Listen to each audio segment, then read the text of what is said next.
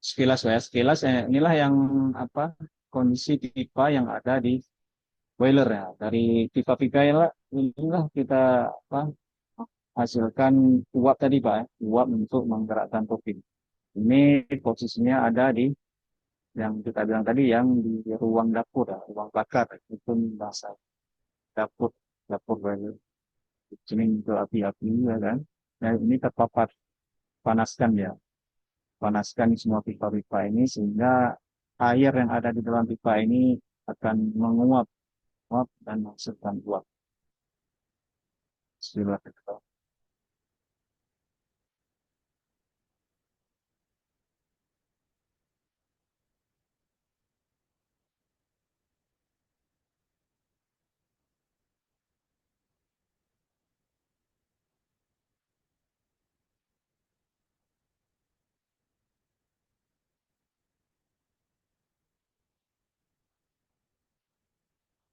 Nah, setelah apa sekedar informasi untuk Bapak Ibu bahwa di boiler itu ada istilahnya uh, cleaning ya. Cleaning ini maksudnya dia pipa-pipa itu kita bersihkan, Pak. Kita bersihkan. Nah, ini contohnya, Pak. Oh, ini artinya pipa-pipa ini kita bersihkan baik secara mekanikal maupun secara teknikal, Pak. Karena kalau mekanikal kan kita semprot pakai alat, ya kan? Kita bersihkan dia pipa-pipa yang mungkin di dalamnya kan udah bergerak ya, bergerak, kita harus dibersihkan. Kenapa? Karena dia kalau geraknya mungkin tebal yang nempel di, kan, di pipa di dinding pipa ini sebelah dalam ini. Biasanya dia kan sebelah dalamnya akan menempel kerak ya. Keraknya menempel sehingga proses pemanasan dari luar pada pipa ini kan terjadi resisten ataupun terhambat ya.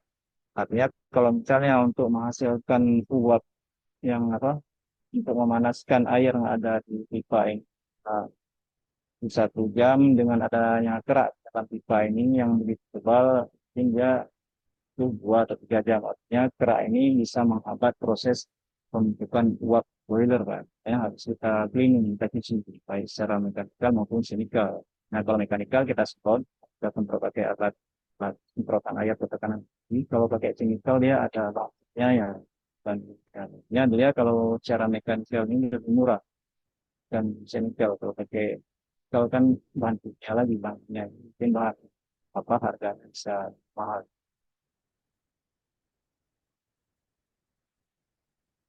Dan eh, ada juga yang apa yang perlu kita perhatikan di apa di alat-alat sama kita bangkit tenaga tadi itu, soalnya misalnya kayak motor-motor listrik ataupun dinamo-dinamonya ya kan.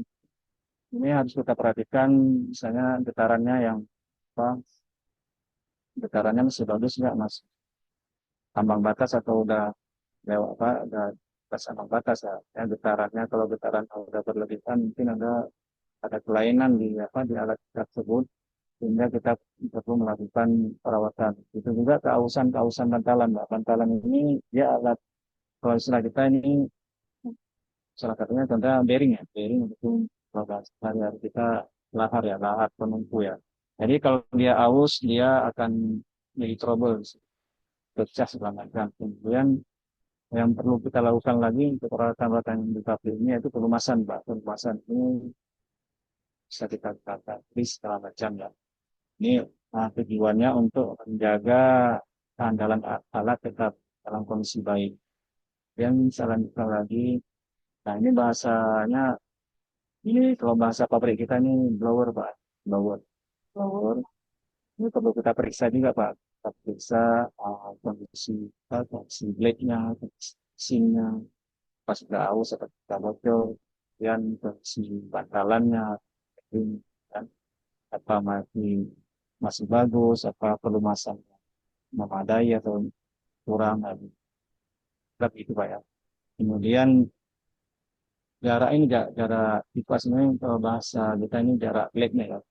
Jarak blade-nya sama casing-nya diperiksa juga apa ini di dalam batas normal atau mau dan apa terjadi keausan yang terus apa itu besar ya.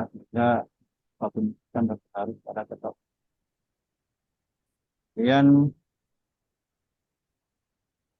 eh, memang di apa di alat apa di peralatan pabrik ini ada perawatannya, Pak. Perawatan baik tahanan, biasanya kalau pabrik dia tidak mengolah bahkan karena bahan bakunya habis atau kurang, itu akan dilakukan perawatan pada ya maintenance yang dilakukan oleh tenaga bengkel kita. Itu bisa isi alat, ya kan, sekitaran, pasan, dan seterusnya. Kemudian ada juga yang perawatan tahunan, artinya kalau tahunan ini kan dia tidak terlepas dari kondisi alat. Misalnya suatu alat itu umur produksinya 3 tahun, itu samping waktu kita lakukan perawatan dan kita lakukan uji. Nah, biasanya ini kita gunakan disnaker ini untuk memeriksa alat-alat kita seperti kadar rebusan, kan. Rebusan aktivitas, artinya biasanya disnaker ini akan mengecek yang alat-alat yang bertekanan tinggi, Pak, penggunaan kita. Nah, dia ada umur misalnya 2 tahun, 4 tahun sekali dan cek. Apa yang dicek itu jadinya kondisi alatnya, apakah dinding alatnya ketebalan plat pada kondisi batas aman atau tidak. Nah, kita akan verifikasi kalau misalnya alat kita, contohnya rebusan ini, bodi rebusannya udah tipis, kasih baru perawatan. Kemudian saya lanjutkan lagi, kita pilih-pilih yang utama aja, kan. Nah, ini kalau Bapak lihat di turbin, Pak, ini salah satu, ini saya coba tampilkan hmm, sudut turbinnya, Pak. Nah, dari inilah apa energi listrik, bukan apa penggerak, ya, penggerak generator. Ini namanya blade, Pak. Blade turbin. Nah, uap masuk dia kemari dan hantam dia, hantam yang ada blade ini. Uapnya menghantam blade yang ada di turbin sehingga ini berputar, ya, berputar, ya kan, berputar dengan kecepatan 1.500 fpm, juga bisa menggerakkan dinamo yang ada di strata sehingga menghasilkan listrik. Inilah yang salah satu yang apa, komponen utama yang ada di turbin itu listriknya, dan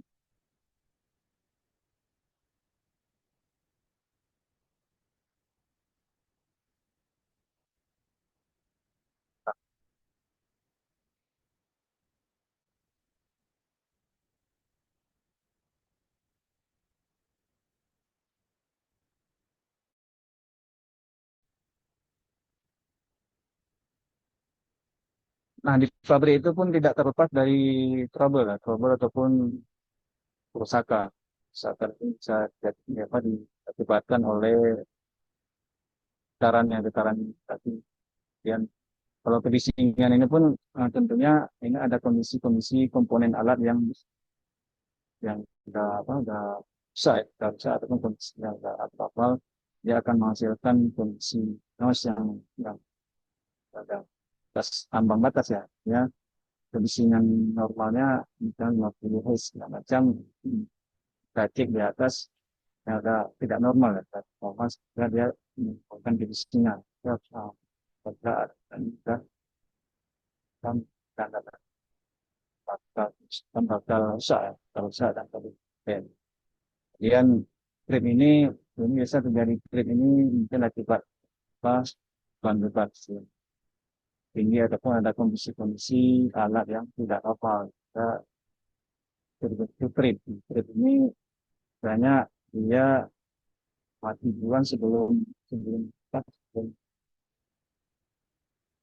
ya, kalau ada beban yang lebih overload, dia alat itu akan trip sendiri dan stop stop stop itu, nah kita stop dan selanjutnya lagi. Nah, kalau getaran tinggi ini bisa disebabkan akibat apa, barangkali pondasi-pondasi yang retak, mesinnya udah pada retak ataupun ikatan-ikatan bautnya udah lepas, gelanggang udah longgar sehingga dia kan beroni. Dan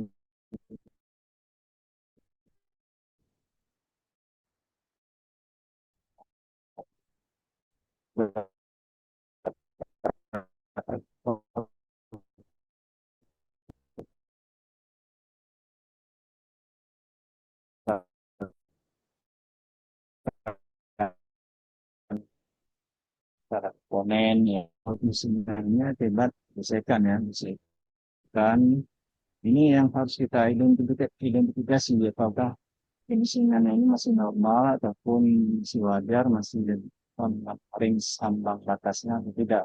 Nah, kalau udah di atas ambang batasnya berarti kondisi alat ini perlu di-maintain atau memperlukan.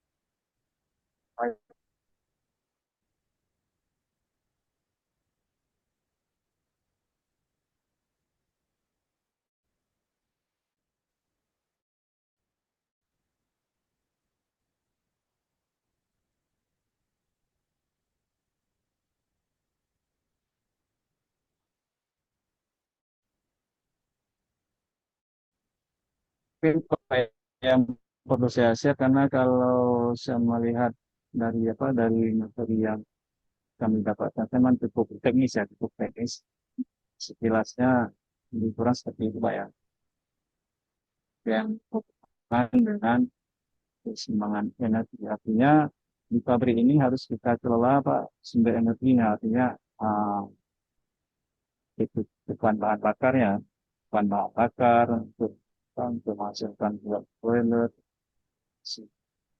peralatan itu sendiri apa masih bagus dan masih akal ya uh, energi yang dihasilkan ataupun energi, konsumsi energi sudah tambahan.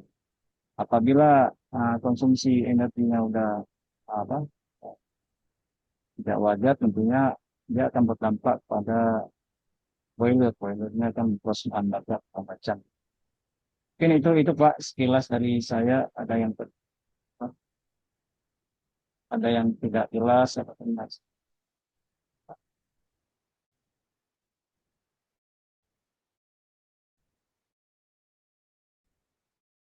kabur apa soalnya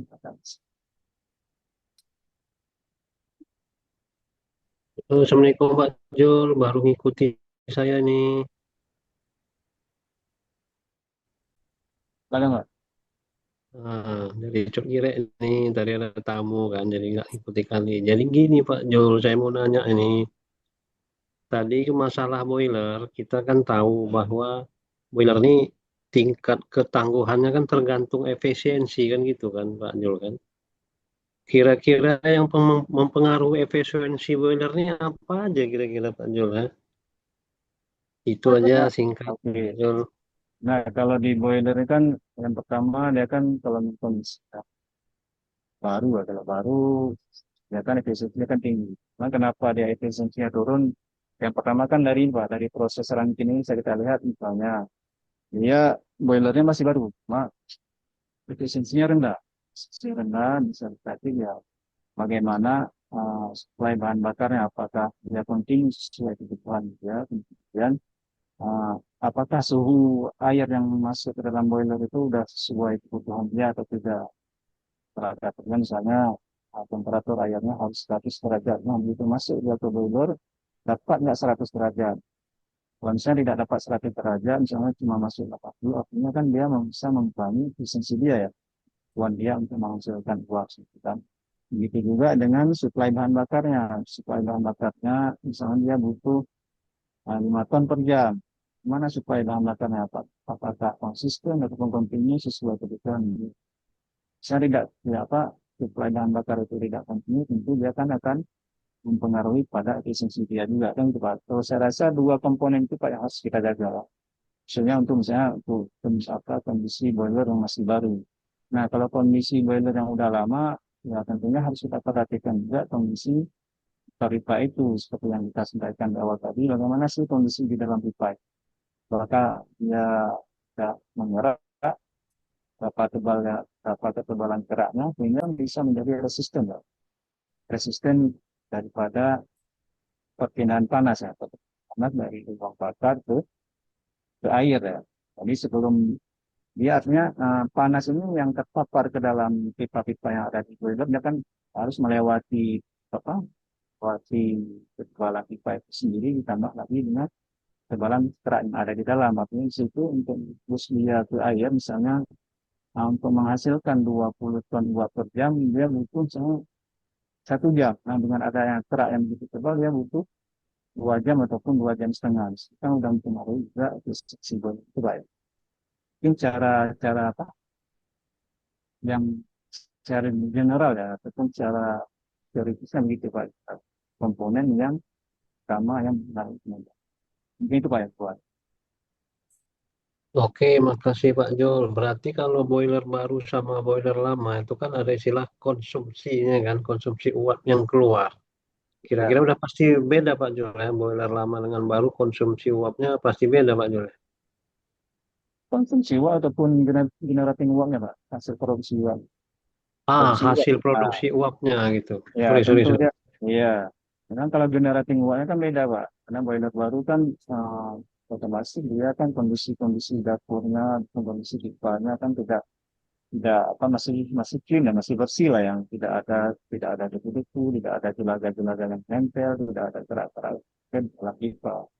Nah itu kan otomatis dia kan kalau misalnya dia supply bahan bakar dia sesuai dengan kebutuhan dia spek dia itu juga dengan supply air ya air yang masuk ke dalam boiler itu dengan suhu yang bersyaratkan ya itu 100 derajat 1 derajat yang perlu dia air masuk ke pipa dia itu suhu airnya nggak sampai 100 derajat ya otomatis dia akan menurunkan efisiensi dia artinya untuk menghasilkan 20 ton uap per jam dia dengan suhu air yang cuma 80 derajat ya kan akan butuh waktu ya Pak butuh waktu yang lebih lama untuk generating uapnya sebesar 20 ton per jam waktunya yang bertambah panjang otomatis kan menurunkan efisiensi dia itu mungkin gitu Pak ya Ya, Pak kalau Jul. boiler lah kalau Betul. kalau boiler lama kan ya kalau boiler lama kan dia udah yang mungkin ada faktor pembatasnya nanti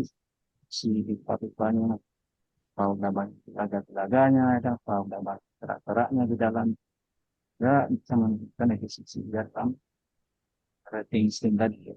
Ini itu Pak ya. Oke Pak Jul, terima kasih. Ya Lanjut. Pak Manajer. Assalamualaikum. Eh,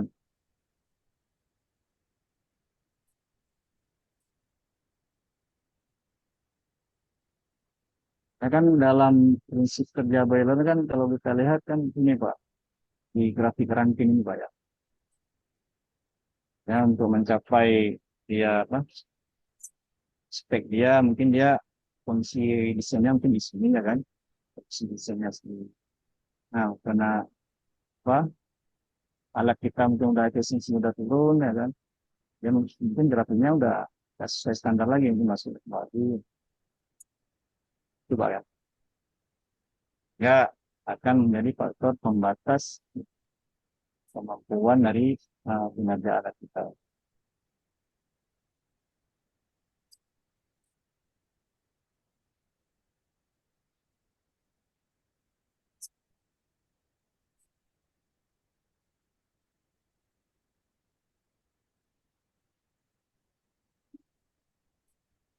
Ya ada waktu Pak atau udah selesai? Nah, Pak Dokter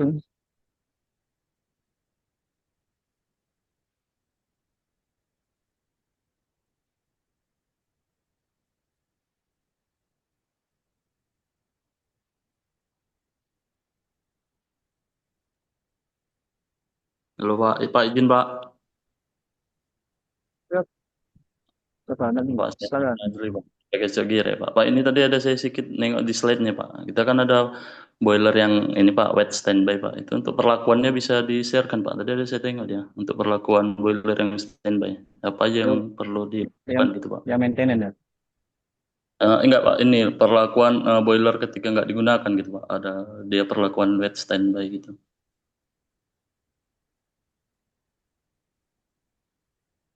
Pak yang Di ini slide kan. pertama tadinya Pak, slide pertama yang ada Pak, yang ada ini Pak. Dia di slide-slide terakhir yang pertama Pak tampilkan tadi Pak.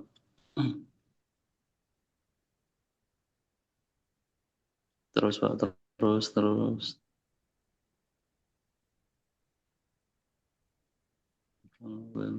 Lagi Pak.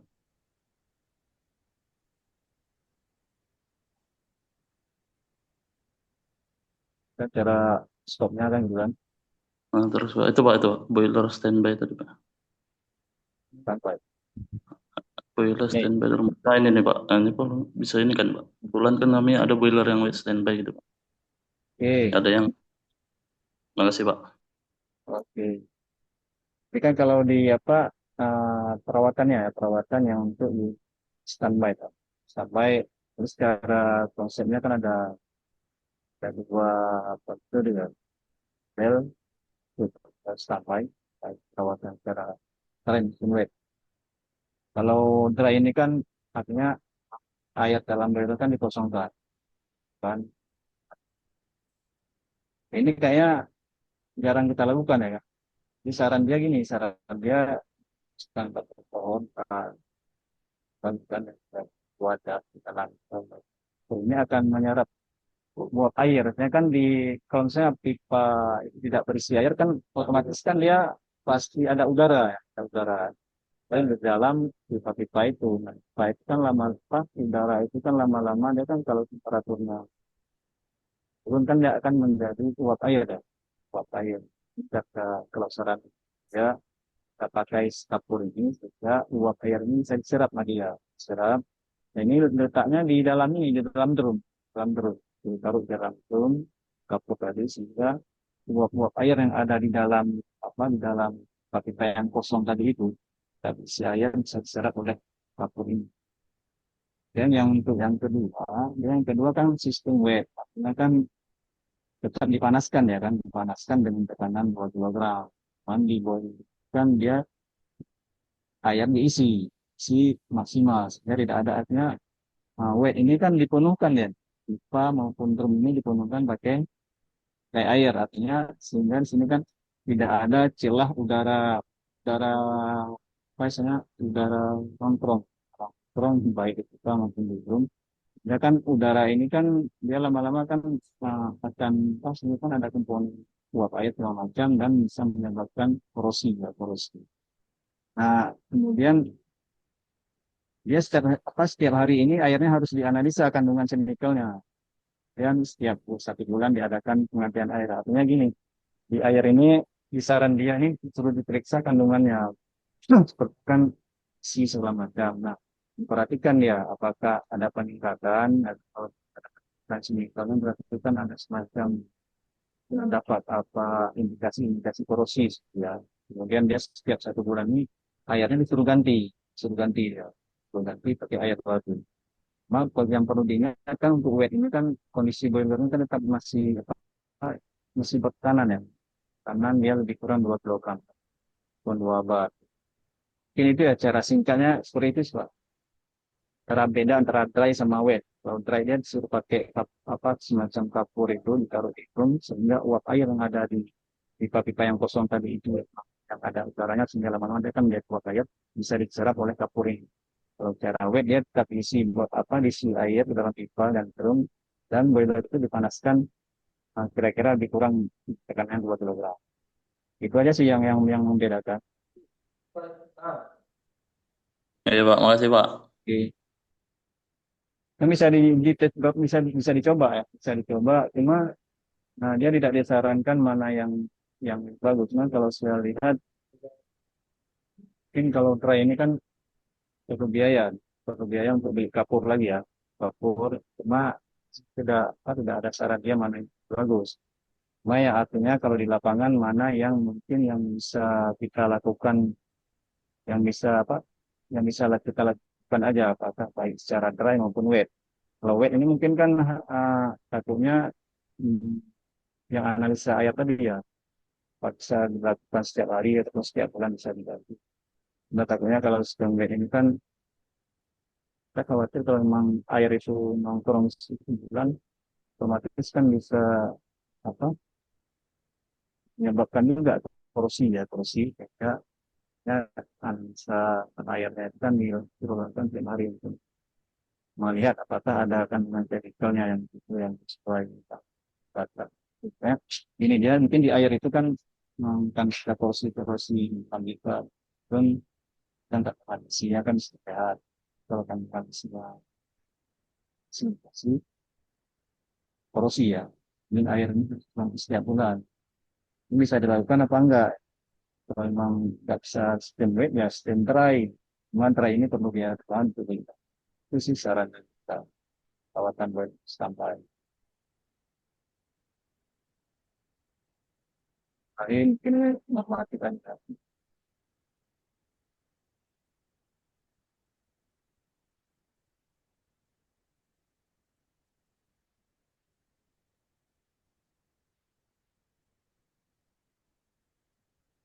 Kalau kira menarik ini bisa saya share untuk normatif.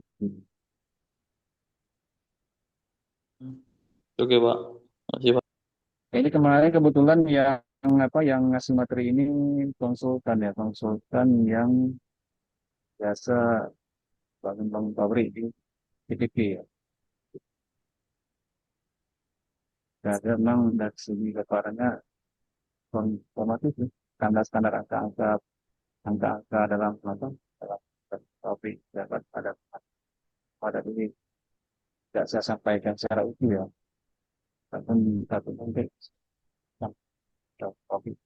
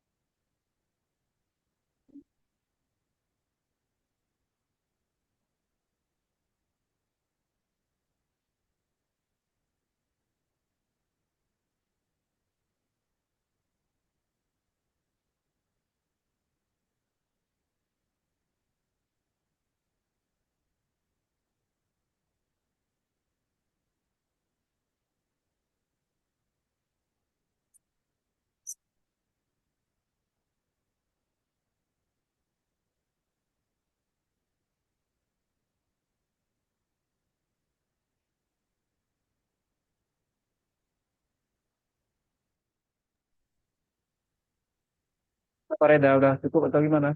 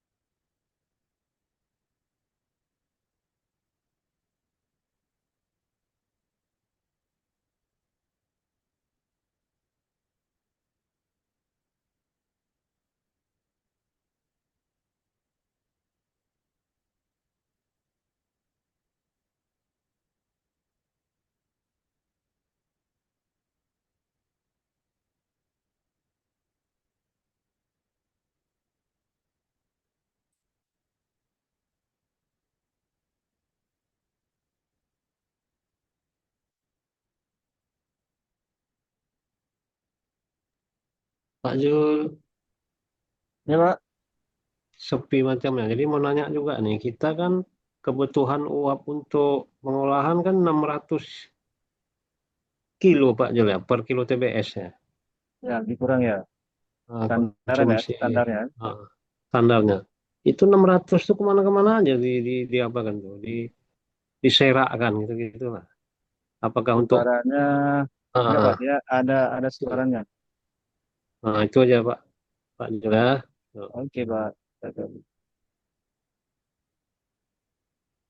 Ada berapa macam ya? Coba saya tunjukkan.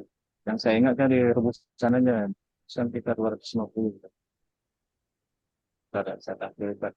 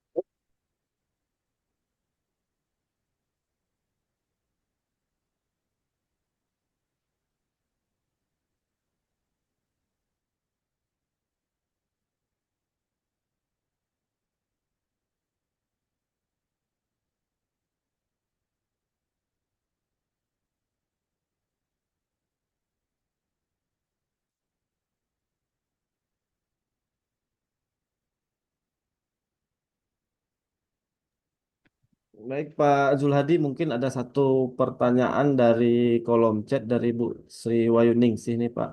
Boleh dilihat Pak pertanyaannya Pak? Oke.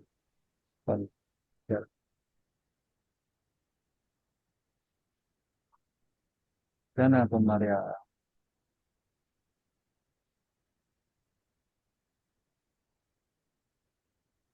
Dana pemeliharaan diminta yang nggak sering pada baikkan tendapnya. Kalau dari yang mereka sebelum melakukan proses tender komunikasi. Jadi di TKS ini kan tampilkan TKS kita sudah ada nih, kita tampilkan pizza data telepon.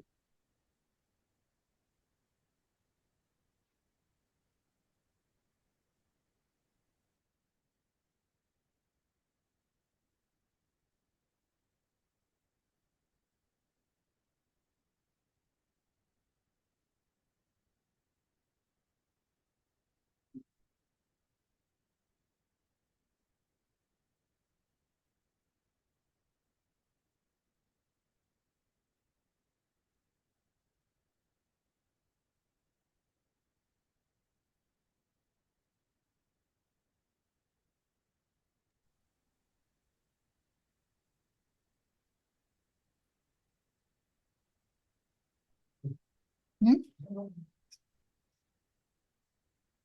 Apa? Betul, memang secara Yang ini? singkat begini aja saya jelaskan. Kalau perawatan ini, Smart. perawatan silakan ada ini kalau Bu Ningsi ini ngarahnya kan ke predictive maintenance ya. Predictive maintenance itu dia lebihnya gini-gini ya Pak. Nah, singkatnya begini, di pabrik itu kan ada kita lakukan monitoring kondisi alat ya, kondisi alat dan sekarang pun di apa di Techcall HU ini ada aplikasi yang namanya Pica, bisa tampilkan ya. Artinya di Pica ini sudah dilakukan di mapping kondisi alatnya seperti apa. Konsepnya begini. Nah, alat-alat yang bakal dimasukkan ke dalam investasi tahun berikutnya ini akan mengacu pada Pica ya, Pica Techcall. Nah, di situ bisa diperhatikan. Nah, alat yang paling sering terjadi stagnasi di alat apa? Apakah boiler ataupun fuel conveyor di seluruh pica ini sudah muncul semua. Jadi pada dasarnya kawan-kawan di Techball ini untuk mengajukan perbaikan pun penggantian alat di pabrik ini akan mengacu pada pica. Nah, pada pica ini dia diambil ada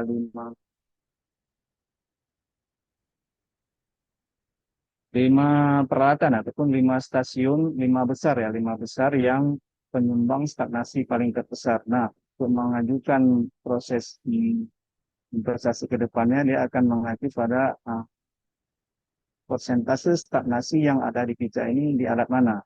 Apakah di view conveyor ataupun perusahaan misalnya, ya kan? Itu udah termapping semua dia. Nah, memang pada dasarnya itu stagnasi kita ini kan dianggap wajar apabila di bawah 1%. Nah, apabila alat itu udah sering terjadi kerusakan, misalnya sudah menyumbang stagnasi itu di atas 1%, berarti kan alat itu udah masuk waktunya untuk melakukan penggantian atau perawatan. Pada prinsipnya, Bu Ming, ya kan di pica ini udah tergambarkan, ini saya tampilkan nggak? Bisa buka pula internet. Di apa di pica Tekpol HU ini udah tergambarkan alat-alat mana aja sih, ya kan? Secara lima besar ini yang sering terjadi kerusakan di pabrik. Nah, dari dasar itulah nanti kawan-kawan akan mengajukan perbaikan alat ya, alat atau mesin berdasarkan alat mana sih yang menyumbang stagnasi tertinggi, alat mana sih yang menyumbang kerusakan tertinggi. Kita tergambarkan di tiga tekpol. Cara garis besar situ, Bu. Ya, artinya sekarang udah tergambar semua di aplikasi Vija. Vija ini istilahnya Problem Identification and Corrective Action yang dibuat oleh kita, untuk memantau, memonitoring kondisi alat dan peralatan yang akan dikondisikan dengan rencana investasi masing-masing region. Sudah tergambar semua sih Bu di picture itu. Ini mau saya tampilkan, saya buka lain.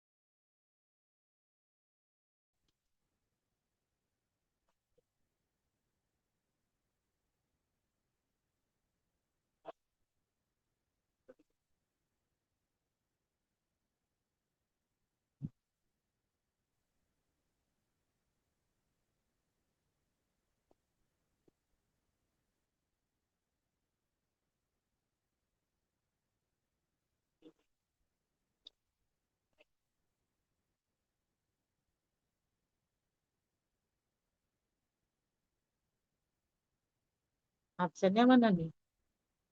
Di chat itu.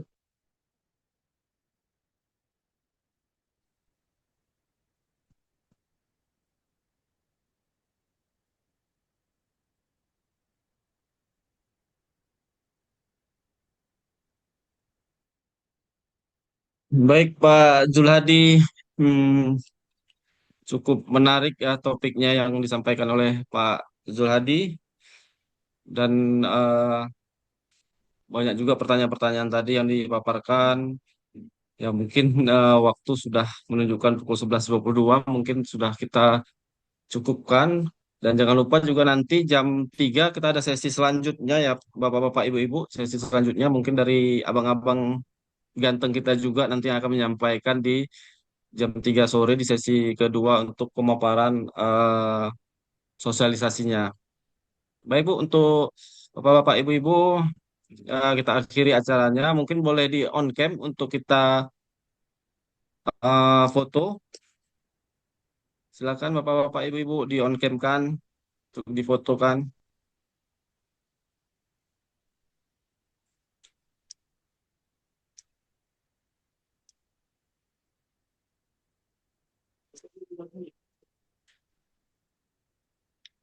Absennya di mana kok? Di peserta itu. Hah? Ini Bapak-bapak Ibu-ibu boleh di on cam.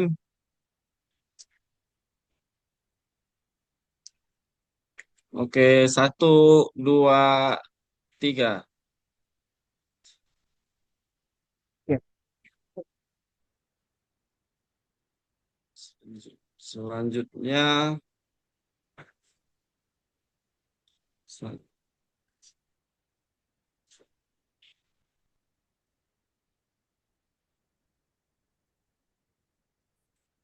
oke. Terima kasih Bapak-bapak Ibu-ibu. Semoga bermanfaat ilmu yang diberikan oleh Pak Zulhadi dan sampai ketemu di sesi selanjutnya. Terima kasih. Terima kasih ya Pak. Sama. Terima kasih Pak Jul. Nanti sore Bang Ilham ya sama Bang Hafiz ya. Loh, kena juga ya? Wah, apa materinya? Apa materinya nih? Operational excellent Pak Jul. In deep learning. Tak apa-apa, Ya, Tori. Tak apa-apa, Tori. Oh, jago-jago semua orang nih Pak Jul ya kan? apa Besok nggak untuk usah, menambah ilmu pengetahuan kita bersama Oh, juga Pak. besok nggak oke usah oke. pergi lagi, Mas. Ya, terima kasih Bapak-bapak